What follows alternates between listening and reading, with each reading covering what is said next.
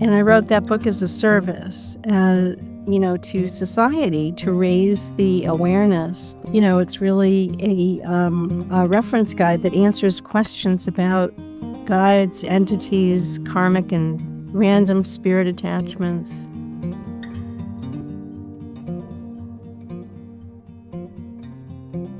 So do you tend to work at that in that way? You go with the spirit stuff, the entities first, and then work down to the core physicality of the person?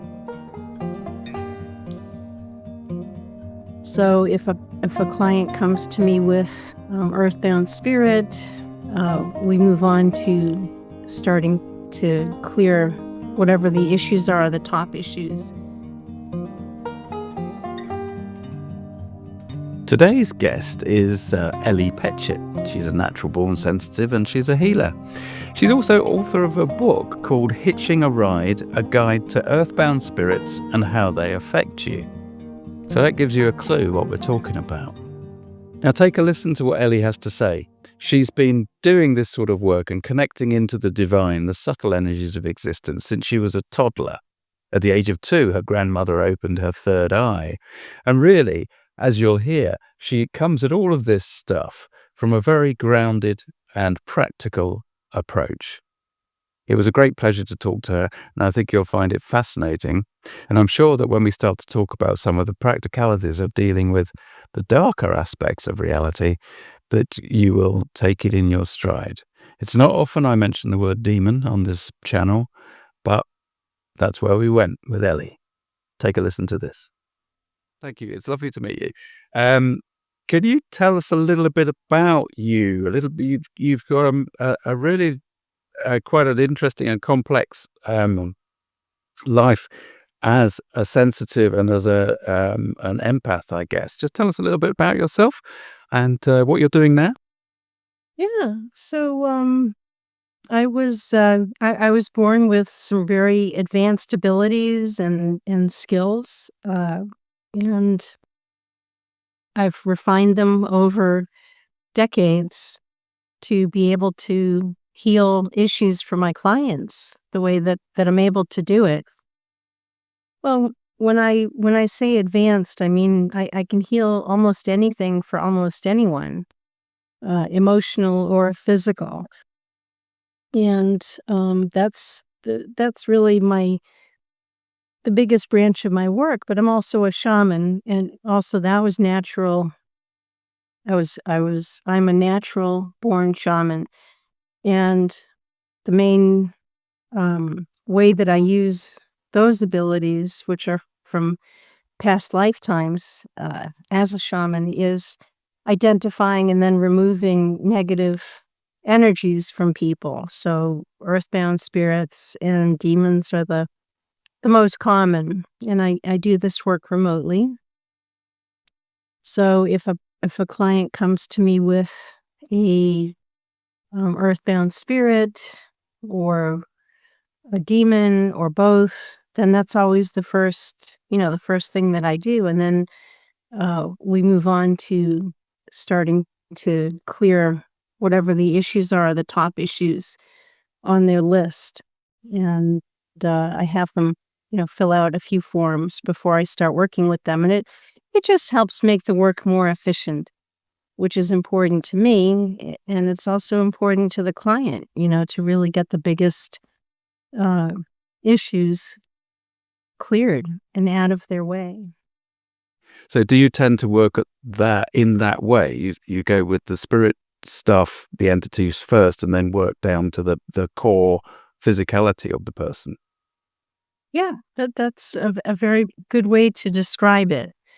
Yes, if there are entities with a person, then they're going to block my work with them on other things. So it just makes sense from a practical viewpoint to deal with the entities first, and then deal with the core issues, whether it's depression or anxiety or trauma, grief.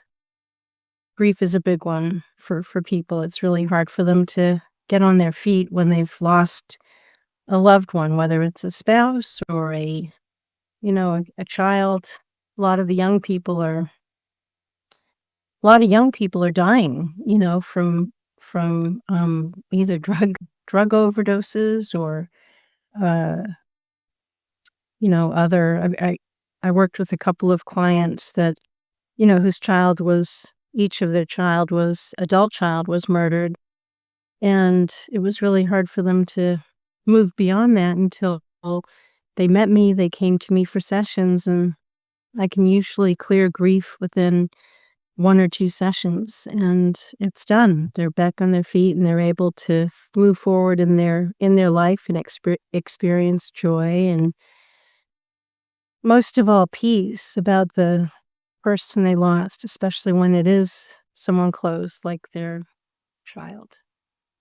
So, are you seeing more younger people these days in terms of helping them with their health more than perhaps you used to do?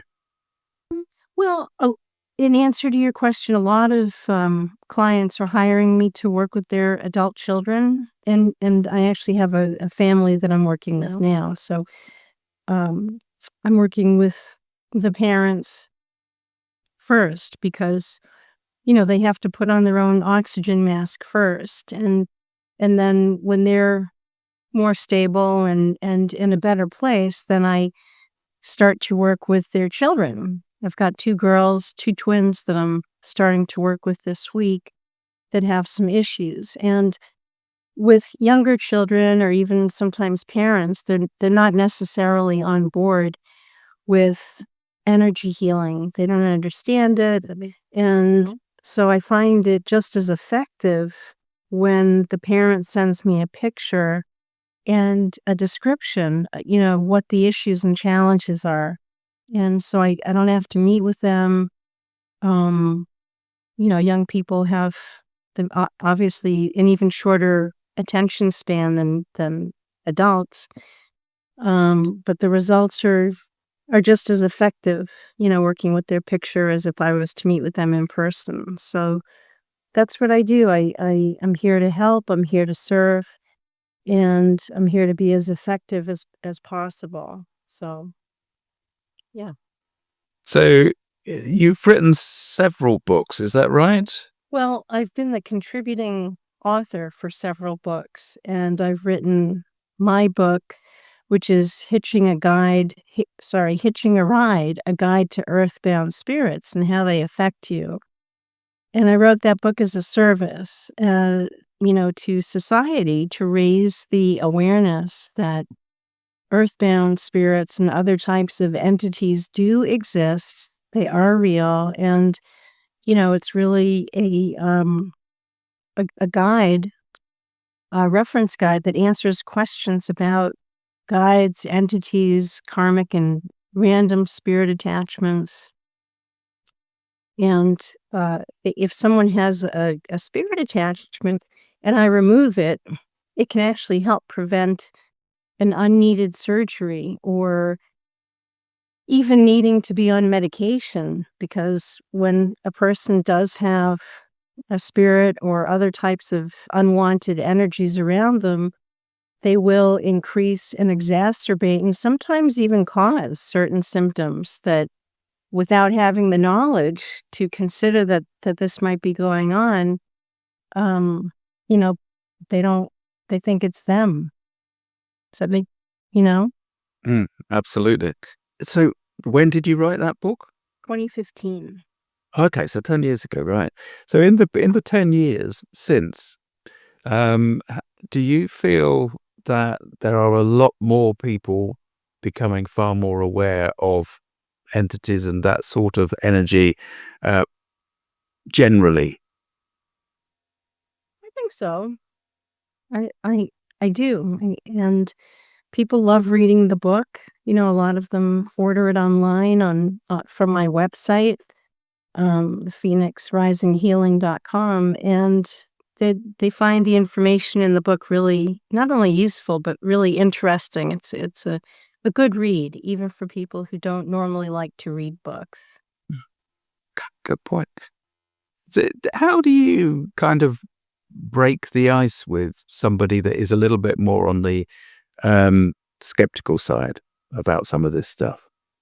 Well, um, It's okay for people to have some skepticism because the only reason that they're skeptical is either they don't understand, it's something new that they don't understand and they can't really um wrap their head around it. But, once they get introduced to the subject, whether it's energy healing or that they might have a spirit attachment or some other type of entity, once the seed is planted, and I remove it, and then they feel better, then they realize that, that I have a good point here, and they become less skeptical because they're feeling better, and they don't have to understand exactly what how I'm healing them, whether it's an entity or a lifelong depression.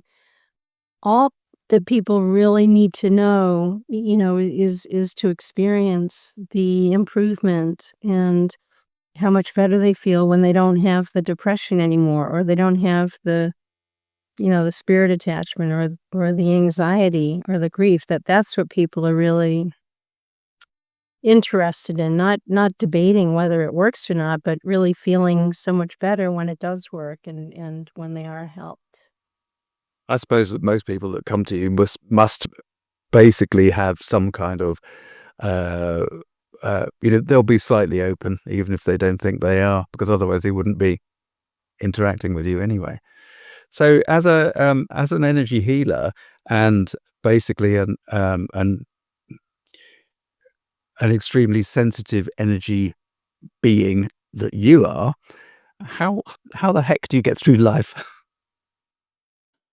That's a good question, Tim. Well, being fulfilling my mission this lifetime is a wonderful thing, and I've been doing it since my 20s.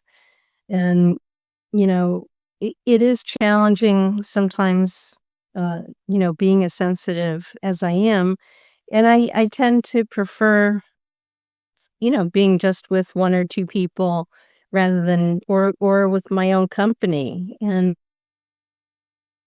my guides, my higher guidance, rather than being out there in large crowds. Those are people all have their own energies. So the more sensitive you are, the more you're impacted by the people that you're around, right? It kind of just makes sense.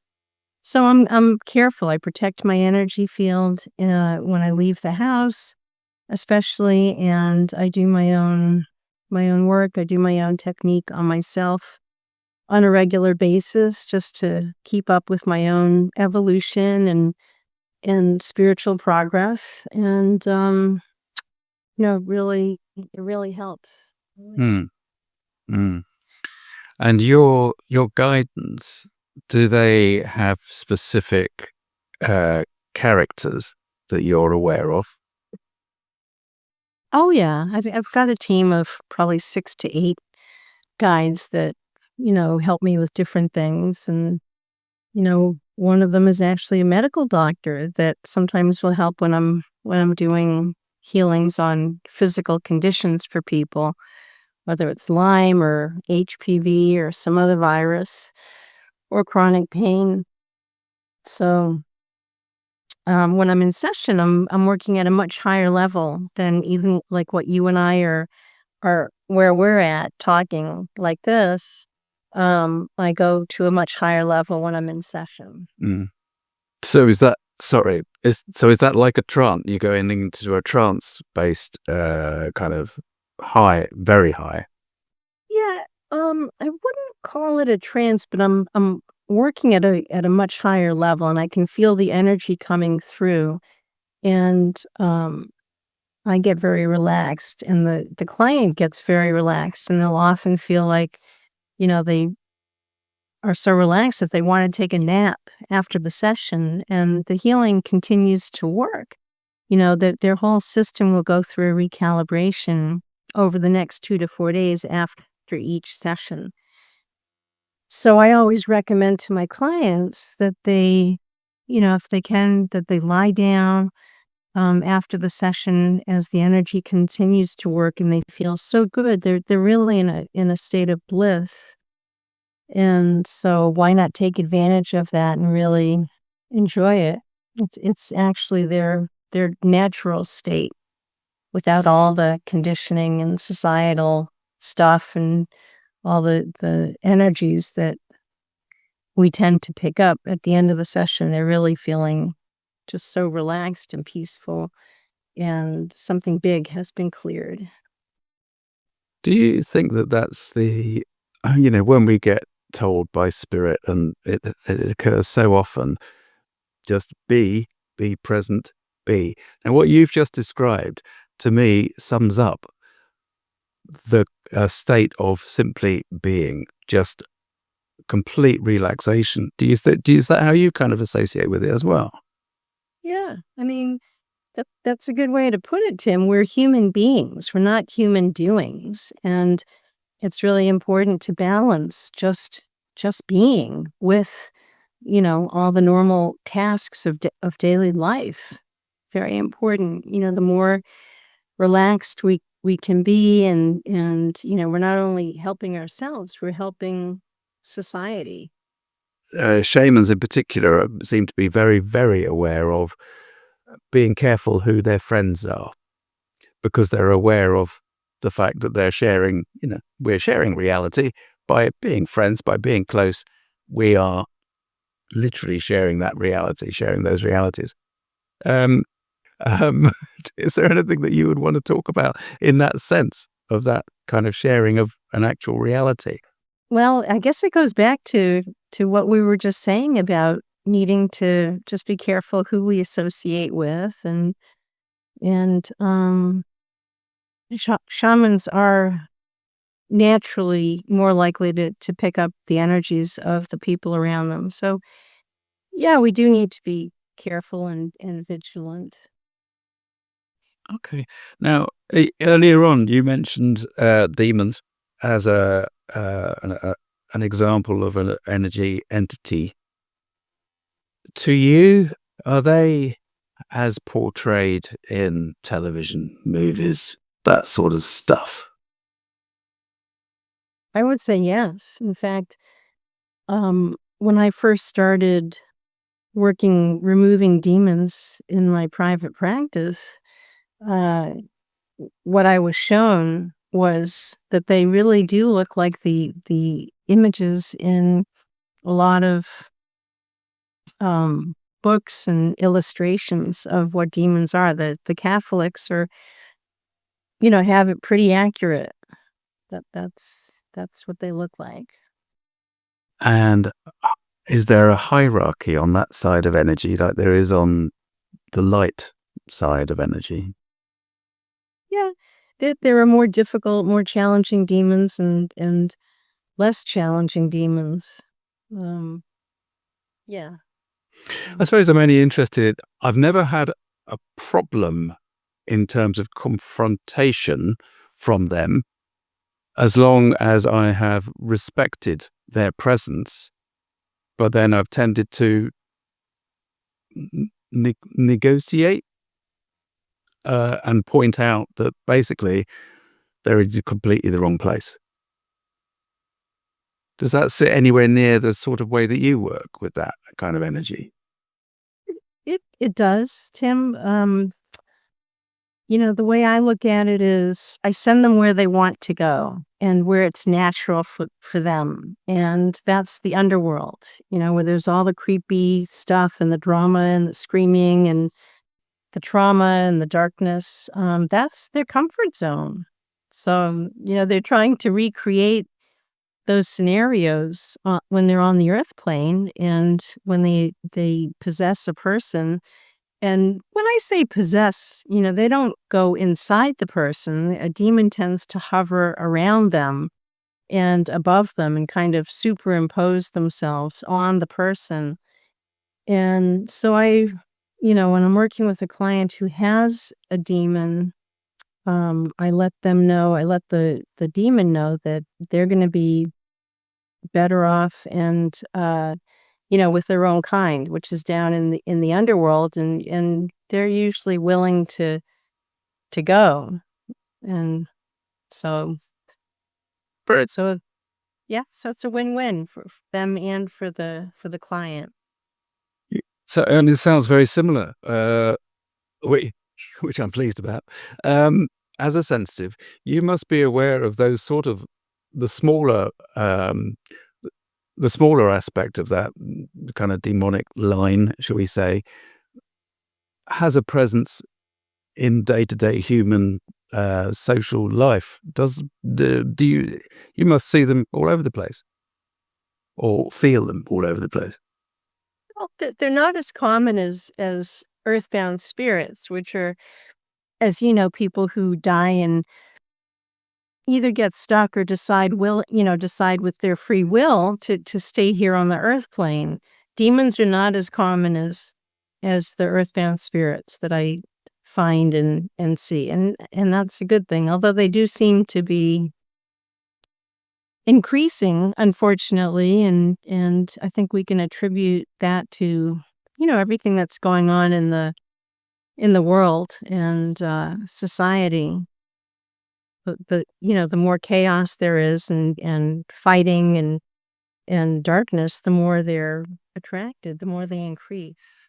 Yeah, Oh, but equally, as more light comes into our realm, to our vibration, I mean, the darkness is shown to be darker by the light that is there. So I was kind of feel that that's a an indication that actually with I know it can appear that the human realm is in utter chaos and a very unpleasant place, but I think that we are in a period of change, and this is like a healing reaction, but it's on the global scale. So we're I have great confidence that we're all going to be okay. The species is going to be okay because there's no other choice anyway. We have a very important part to play in the whole hierarchy of the vibration of the entire conscious cosmos. So we'll be okay. But earthbound spirits, let's talk about that. So tell us a little bit more about your book, because the book Hitching a Ride: A Guide to Earthbound Spirits and How They Affect You. These are case examples, is that right? yes, over about probably 16 or 17 years of my work with earthbound spirits and other entities. And that's why people enjoy reading the book and find it interesting because it's all kinds of examples and case studies of real people that had a real issue with, one or more entities. Um, and, one of the things that the book talks about is the difference between karmic and random spirit attachments. So a random spirit is one that, and I have the ability to check and see, is this spirit, I go through a whole protocol and one of the questions that I ask is this a random spirit or is it karmic? A random spirit is one that is just could be hanging out anywhere from the grocery store to, a pizza delivery person, uh, all kinds of businesses, bars, restaurants, movie theaters, and they uh, what what might happen is if they're hanging around like in a place or a building, and then someone comes along who there's some kind of resonance with that person, right? Like maybe they chain smoke and they used to smoke when they were in the body. And so they know that if they merge with this person who smokes, that they'll be able to experience smoking again and eating and whatever else in the physical. And that's especially true for spirit attachments, for earthbound spirits that have gotten stuck here, or initially wanted to stay here and then they're trying to figure out, how to navigate being here without a body. So if they find someone, or it could be someone who's prone to depression that they'll attach to, and maybe they had depression. And so there's a natural resonance. So that might attract them to, what they do is they first will kind of hang around the person on the outside, but then eventually they'll merge energetically to be inside the person, like, again, so that they can experience the physical. It's like the next best thing, is to be inside a body and be able to eat and drink and experience things. But, you know, the problem is that it creates, as I mentioned earlier, it will make it will cause the person who already was depressed to be even more depressed, 'cause now they have a depressed spirit with them, just as an example. And, same thing with, whatever core issues they have that the person has will become worse with a spirit. So that's why I always check for a spirit attachment, remove that, and then in my continuing work with them, then I can clear the core issues. And the good thing about clearing a person's core issues is that it makes them not only feel better and feel more joy, right? And um, lighter and clearer, but it makes them less susceptible to picking up other spirits as they get stronger by having their own core issues cleared. So that's an example of, my work with random spirit attachments. Now, if it's a karmic spirit attachment, that's different. If it's a karmic spirit that has attached to a person, um, that spirit has actually looked for this person, looked for this soul because they have a grievance from a past life that they shared. And they're angry, they want retribution, they want to get even, and so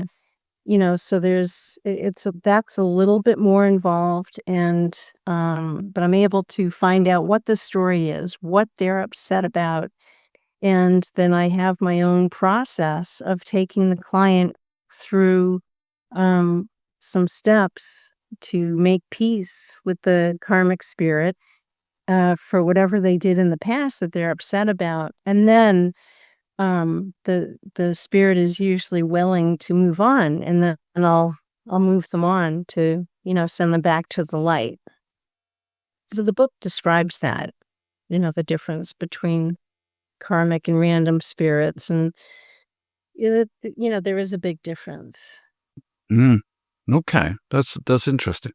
That once they've worked their way inside the character, the person, does that necessarily mean that? I know you mentioned that it can manifest in the illness or the depression. Let's say might get worse, but does it often also manifest in a form of schizophrenia? So in a kind of a, I don't, well, schizophrenia isn't necessarily like it's depicted in movies and stuff, but multi-personality type issues. Well, that's a good question. If I'm working with someone who is schizophrenic, which is not often, but now and then, they really are hearing voices, and so uh, removing those earthbound spirits, or often they might have a demon, that does help their symptoms, and it does help decrease the the signs of and symptoms of schizophrenia. Presumably, quite a lot of the people that you find that you're working with, but are many of them addicts of what drug, one type of drug or another? I have been working with a client who does have an issue that he just recently disclosed with cocaine. And so that's going to be the focus of his next session is healing his addiction. That is, a big part of what I do is whether they need an addiction healed, whether it's to alcohol or pornography or a certain drug. That's yeah, that's part of what I do. One of the things that I can clear for them. I actually helped a woman's daughter uh, quit smoking. She had tried everything, wasn't able to, and I did this working with her picture, as I mentioned earlier. That's usually how I work with clients' children. And I think it only took one session. It was 1 or 2 sessions, with the smoking, and one of those sessions was centered around a past life where she really loved smoking. She was a male, and I think a cowboy, if I remember correctly, and, like, smoking was just very enjoyable in that life, and so there was the carryover in this life, which was part of what made it so hard for her to stop smoking on her own. So I think one of the sessions I cleared the past life where she enjoyed smoking very much, and then after another session, she was free of it. She didn't smoke anymore. And presumably, I think you said that was the daughter. That was the daughter of somebody you were working with, Yeah, because you were working with the picture. So, right. did the person know that they were being worked on by you? Yeah, her mother told her. She she she was just thrilled to be finished with smoking, Okay. to be free of it. Yeah. Good. Excellent. Okay. So I have to ask another question about addiction. Then, what is the? I mean, it's going to vary from person to person, but what's the hardest, the most difficult case that you've had working with an addict? What sort of addiction was it that was the hardest for you to help somebody get over from?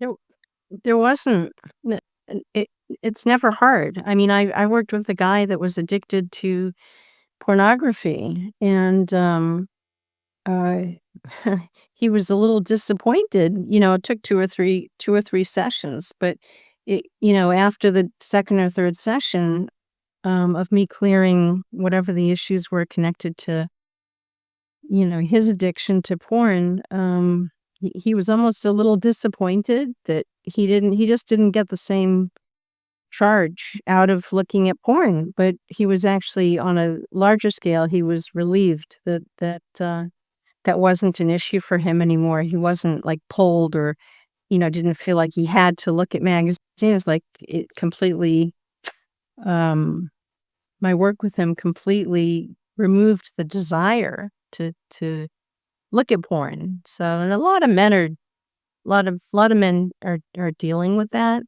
and that's also how negative entities control and manipulate men is through their sexuality. So, it's really important to, make sure there is no demon or negative entity that's affecting them, because it really, it makes them feel out of control and not empowered.